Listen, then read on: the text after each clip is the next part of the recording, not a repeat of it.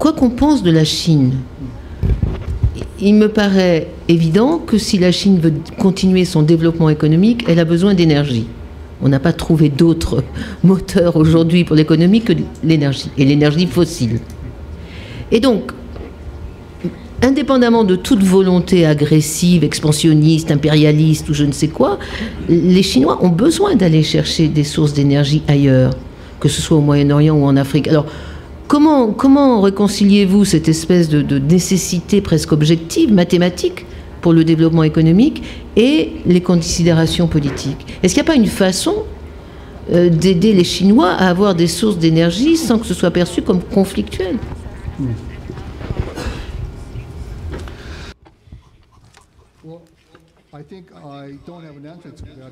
Je n'ai pas de réponse à cette question, mais permettez-moi de dire la chose suivante. Si vous regardez les 20 à 30 années à venir, les 3 ou 4 grands pays asiatiques qui auront besoin de plus d'énergie, ce sont la Chine, l'Inde, le Japon et la Corée, dans l'ordre cité. En Japon et en Corée du Sud, il y a une dépendance forte sur l'énergie nucléaire, comme en France. Mais suite à la catastrophe de Fukushima, le Japon est de plus en plus prudent sur sa dépendance vis-à-vis du nucléaire, en tout cas pour l'approvisionnement en électricité. Et les Japonais savent que si on continue à acheter ou à remplacer cela par du gaz naturel ou du gaz liquide, le coût est trop important. Et il faut alors passer à des régions très incertaines, très instables comme le Golfe. Donc je pense qu'à plus long terme, le Japon va revenir à l'énergie nucléaire, tout comme la Corée du Sud. Mais pour la Chine, la question est autre, puisque la Chine n'arrive pas à se sevrer de ce charbon peu cher. Pourquoi? Parce que c'est la ressource la plus abondante qui existe aujourd'hui en Chine. La Chine a besoin de pétrole, de gaz naturel, mais la Chine a beaucoup de réserves en charbon. Et donc la question est de savoir quel sera le choix de la Chine. Quelle énergie propre est-ce que la Chine va choisir? Il y a une note positive, il y a eu un accord sur le changement climatique avec les États-Unis qui vient d'être signé, c'est un pas. Mais si on regarde finalement sur le plan intérieur en Chine, c'est là le problème, puisque l'infrastructure énergétique est très faible. Et dans les 20 années à venir, le problème majeur de la Chine, c'est l'urbanisation rapide. Les Chinois vont créer 20 nouvelles villes avec des populations de 10 millions d'habitants ou plus. Et ces centres urbains auront besoin d'encore plus d'énergie que de celle dont dispose aujourd'hui la Chine. D'où va-t-elle l'attirer? De l'extérieur. Et c'est pourquoi je pense que la diplomatie énergétique va être le problème le plus important de la Chine. On ne peut pas dire à un pays « donnez-moi votre pétrole, peu m'importe votre vie politique ». C'est impossible. Si la Chine veut être une partie prenante responsable, elle doit connaître les questions sociales et savoir que c'est lié à l'approvisionnement en énergie.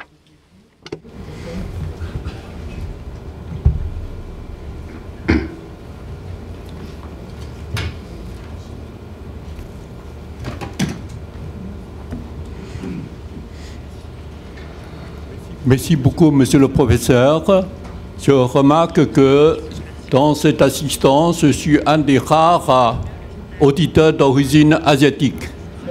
Je revendique donc le droit de poser plusieurs questions, non pas une seule. Question ou remarque. Vous avez cité 5 leaders asiatiques qui ont transformé l'Asie. Parmi ces 5, il y a Chiang Kai-shek. Quel que soit le résumé qu'on peut porter sur lui, notamment en réunifiant la Chine des années 30, et dans une moindre mesure 40, je crois que je peux difficilement comprendre que vous ayez cité ce leader chinois. Ceci étant dit, je ne suis pas maoïste. Et quels que soient ses défauts, notamment le grand bond en avant, qui a entraîné des pertes économiques importantes à la Chine, des pertes humaines, et encore plus la révolution culturelle pendant 10 ans, de 66 à 76, je pense que, du point de vue historique, c'est du mal à comprendre que vous avez mis Chiang Kai-shek plutôt que Mao Zedong. Je ne porte pas de jugement de valeur sur aucun de ces deux-là. mais je les connais un petit peu pour étant français d'origine chinoise. Vous avez dit également, à la fin de votre conférence, que vous voulez comparer le rapprochement entre la France et l'Allemagne et le non-rapprochement, en quelque sorte, entre le Japon et la Chine. Or, en tant que Coréen, vous avez également des disputes territoriales avec le Japon et vous êtes également bien situé, bien placé, comme les Chinois, pour comprendre pourquoi est-ce qu'une telle réconciliation entre la France et l'Allemagne n'est pas possible. Ce n'est pas demain qu'on verra un Premier ministre japonais qui irait s'agenouiller devant un monument aux victimes de la guerre, de la Deuxième Guerre mondiale en Corée ou en Chine, comme l'ex-chancelier Willy Brandt l'a fait en 1971 à Varsovie. Donc je crois qu'il y a une différence importante. Et vous avez également dit que parmi les puissances nucléaires en Asie, il n'y a que la Chine. Or, je crois savoir, n'étant pas spécialiste de l'Inde, mais je crois que l'Inde est également une puissance nucléaire. Elle n'a pas signé le traité de non-prolifération, mais l'Inde est également une puissance nucléaire. Et enfin, une dernière question. Je voulais savoir quel est votre point de vue, parce que vous connaissez apparemment très bien les États-Unis aussi, la réalité du changement de priorité de la politique étrangère américaine vers l'Asie, compte tenu des problèmes qui continuent à nous préoccuper au Moyen-Orient et plus récemment en Europe de l'Est, notamment en Ukraine. Enfin, merci, monsieur. Une remarque. Merci, monsieur, merci. Non, soyez, on a été très tolérants. Quelle question pour vous, c'est bien. Donc, on va laisser peut-être la parole à quelqu'un d'autre. Merci, monsieur. Merci d'avance, monsieur le professeur. Alors, qui levait la main tout à l'heure? Monsieur là. Oui, vous avez parlé de liberté en relation avec les États-Unis. Lorsqu'on voit la surveillance de ce pays multiple dans le monde, avec le prisme, avec NSA, etc., l'idée en anglais de Big Brother prend une certaine résonance. Bon, la liberté, c'est pas simplement la liberté des autres, c'est aussi la liberté de soi-même. Et donner des leçons mérite pas mal d'humilité. Voilà, me semble-t-il, ce que je voulais dire.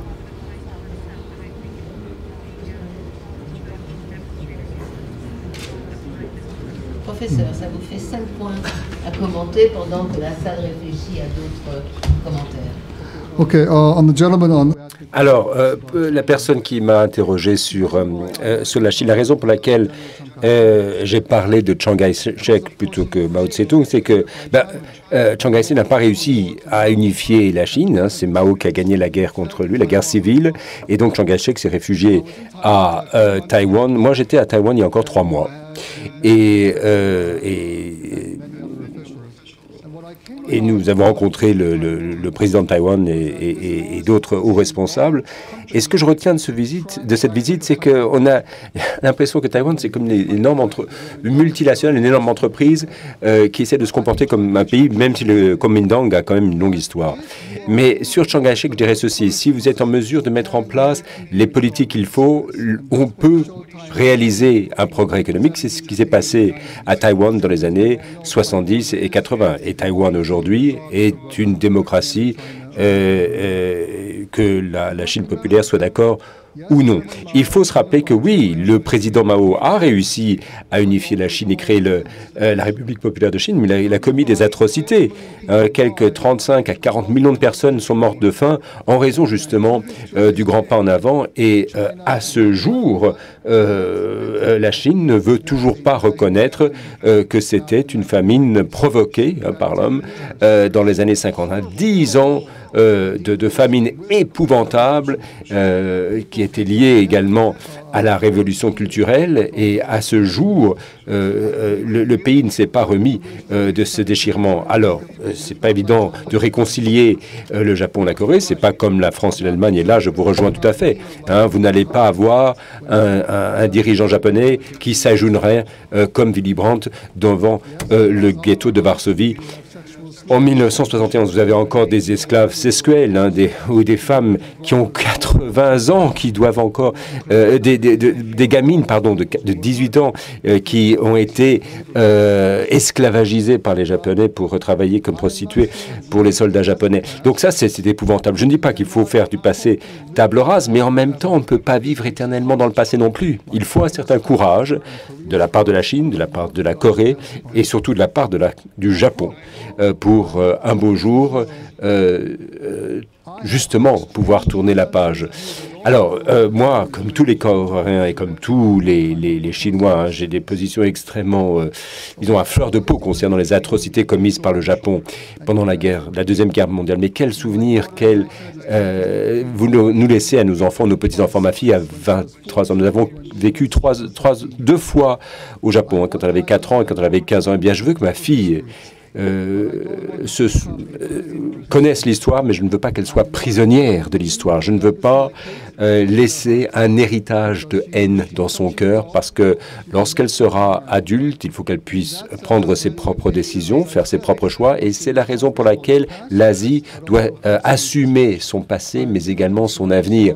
Et je suis d'accord avec ce que vous avez dit concernant le système de surveillance aux États-Unis, et le dossier Snowden est un bel exemple. La NSA que vous avez évoqué, la NSA dispose du plus grand appareil de surveillance du monde entier. Et la guerre contre la terreur a eu des effets peut-être positifs, mais d'autres très négatifs, à savoir que chaque courrier électronique, chaque conversation, tout ce qui est numérique est peut-être enregistré au moment même où nous parlons, et cela évidemment va à l'encontre des principes démocratiques de libertés individuelles. Donc, il faut trouver comme le juste équilibre et où mettre le compteur entre la protection contre le terrorisme et d'autre part, et donc et des grosses menaces hein, telles que l'État islamique, mais d'un autre côté, quel degré de liberté avons-nous besoin hein, pour protéger nos libertés ou nos valeurs de libertés individuelles. Il faut toujours des pouvoirs, des contre-pouvoirs, il faut savoir où poser l'aiguille sur le compteur.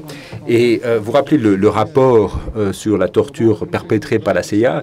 L'administration Obama était choquée, mais la sénatrice Feinstein a fait un geste politique très courageux en publiant ce rapport.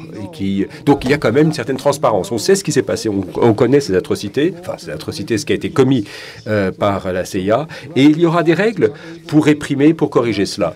Et donc, certes, évidemment, on ne peut pas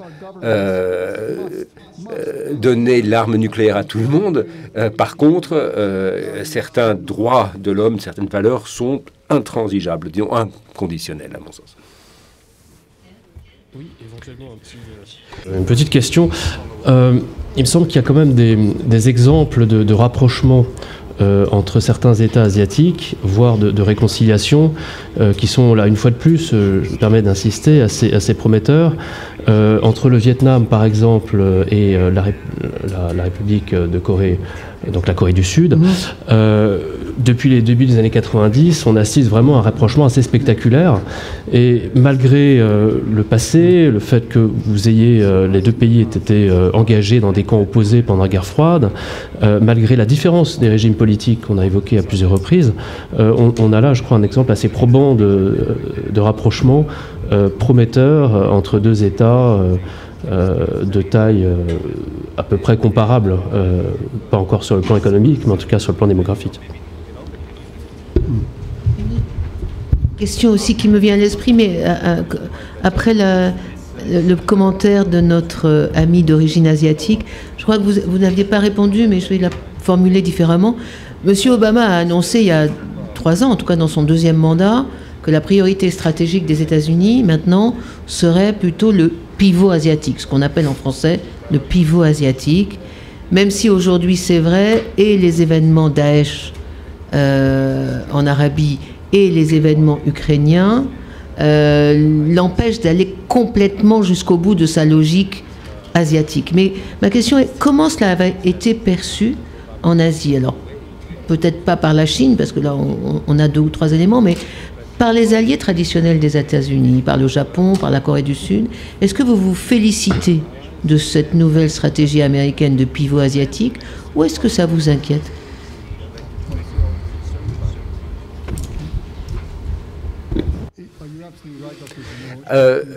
Vous avez raison, Dr. Junot.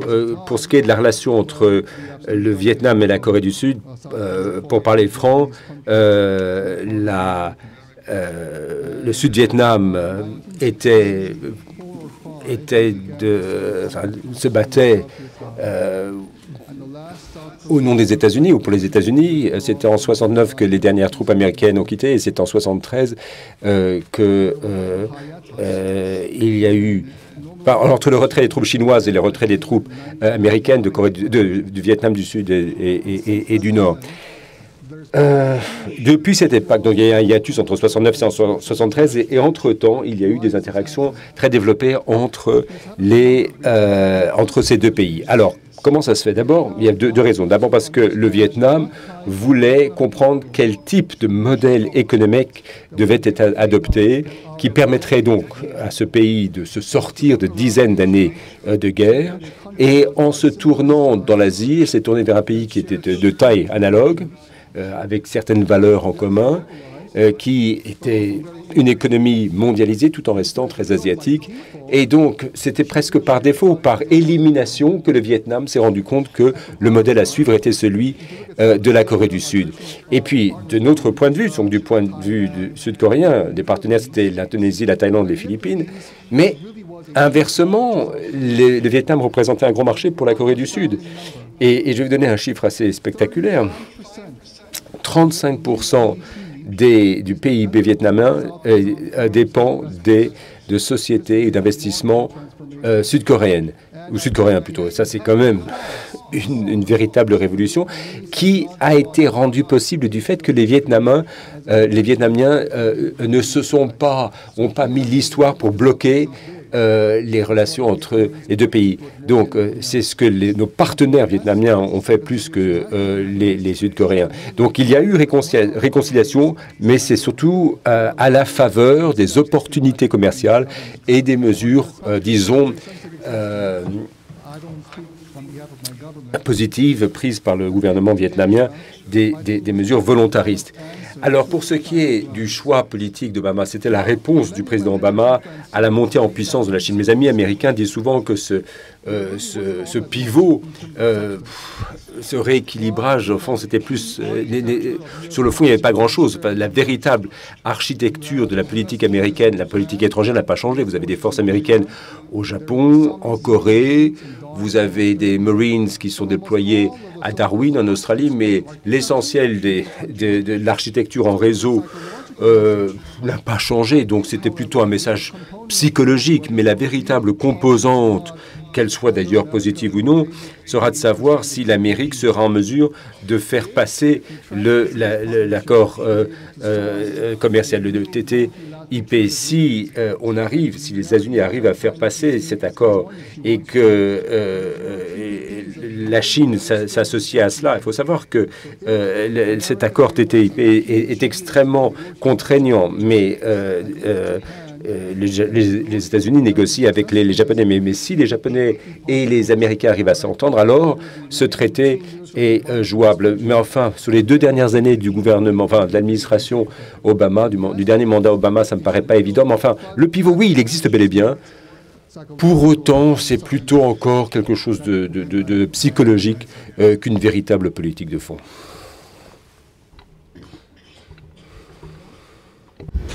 Monsieur.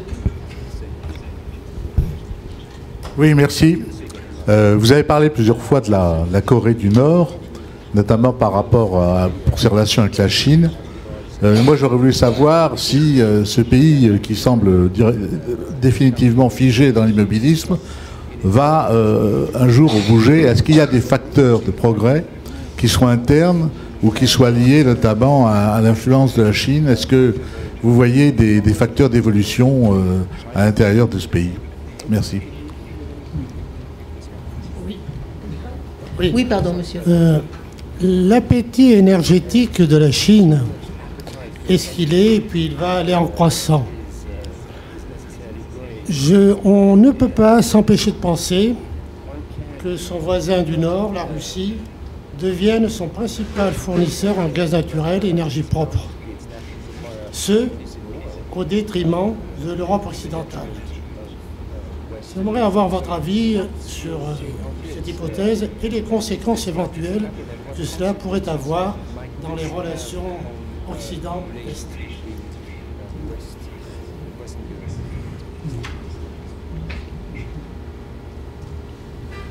Je vous en prie. Thank you very much.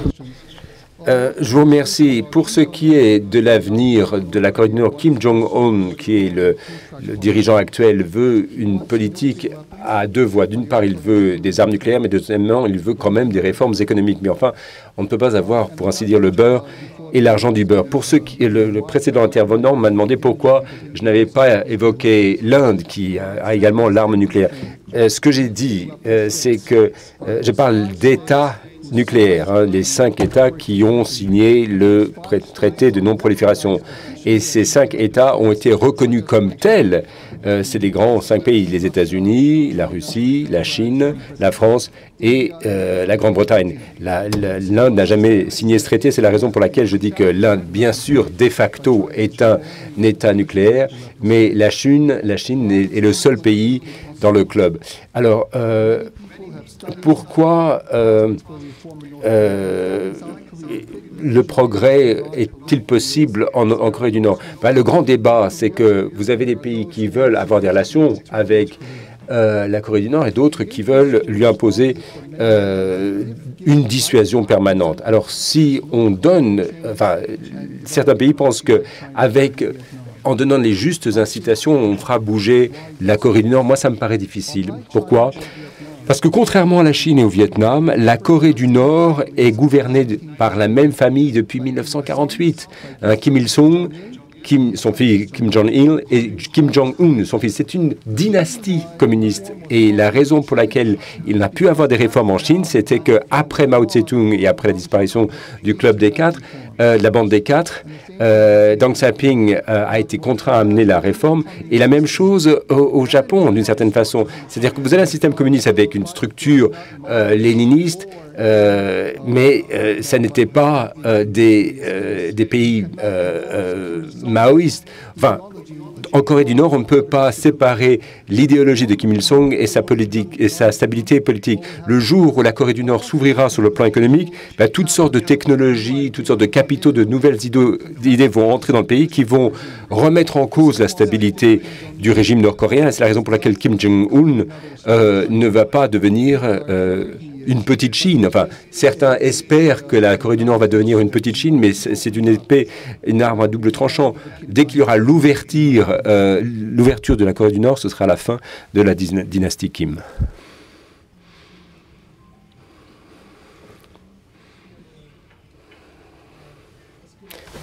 Yeah. Au détriment de l'Europe.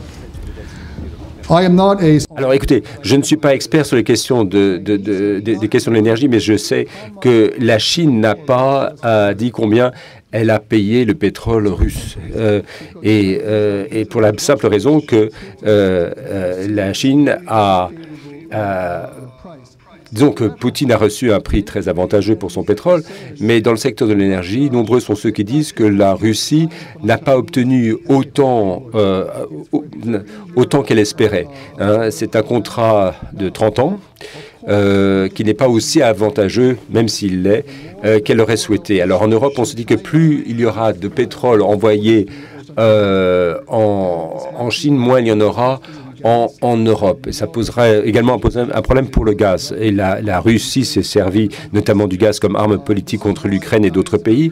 Et c'est la raison pour laquelle la diversification est un aspect du problème, mais à plus long terme, la coopération russo-chinoise sur le pétrole, enfin sur l'énergie, ne va pas durer pour la simple raison que la Russie n'est pas en mesure de répondre à tous les besoins de la Chine. La Chine a besoin de bien plus de pétrole que la Russie ne pourra jamais lui en donner. Et une fois que les prix du pétrole augmenteront, la Russie se rendra compte qu'elle a tout intérêt à renouer avec l'Europe parce que sinon, à long terme, les intérêts financiers de la Russie vont se dégrader.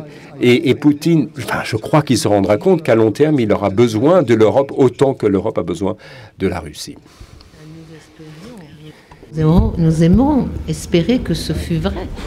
J'ai vu une main se lever tout à l'heure. Il nous reste le temps pour une question. Il me semble que j'avais vu quelqu'un, mais peut-être je me trompe. Oui. Alors, monsieur, et je terminerai par une dernière question, sauf Pierre qui vous emmène. Monsieur. Monsieur Lee, vous nous avez dit à la fin de votre exposé... Parlez dans les métros. À la fin de votre exposé, vous disiez que vous comptiez que les 3 pays qui sont plutôt les champions en Asie orientale, la Chine, le Japon, la Corée, feraient des choses ensemble. Et vous attendez qu'ils fassent des choses ensemble. Est-ce que vous voyez déjà des domaines dans lesquels ces 3 pays s'entendent? Par exemple, feront-ils une monnaie commune? Est-ce que vous les voyez travailler ensemble dans l'espace? Est-ce qu'ensemble, ils ont des programmes de médecine? Est-ce que vous pouvez dire quelque chose à ce sujet-là? Vous n'avez...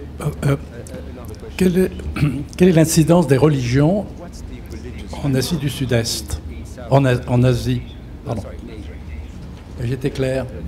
C'est une vaste question, mais je pense que le professeur peut y trouver ce qu'il souhaite.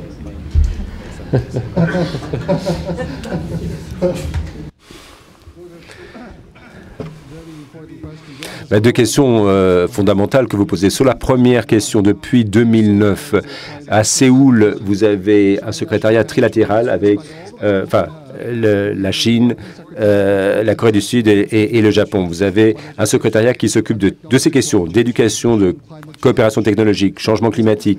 Donc, vous avez une coopération à disons, premier niveau sur ces domaines.